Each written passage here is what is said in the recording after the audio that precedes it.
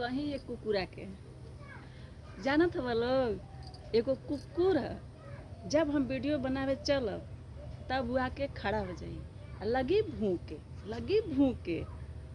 मन करेला कि खूब गरियाई। मेहरारू तो देखले ना हो, पहली बार मेहरारू देखत है। ओकरी घरवा में है से मेहरारू, लेकिन भैंस है से कौनो काम कदरा के ना है से। तो यही से वो भूकेला हमके देखेला। तो हम सोचे नी कि जाए द, एगो भोजपुरी में पुरान कहावत है कि हाथी चले ले तो कुकुर भूकेला। तो यही से सोच के पटा जानी। तो हम अपन काम कल करेनी, वो भूकल करेला। कहनी कि जो तू भूक, हम अपन काम करत हैं तो भूकेला भू भू। तो लोग कमेंट में सही बताइए लोग कि गलती करेनी कि सही करेनी। हमारे वीडियो के लाइक कर दिया लोग और शेयर जरूर करिए लोग कि ओकरे लगे पहुँच जाए, ठीक ना।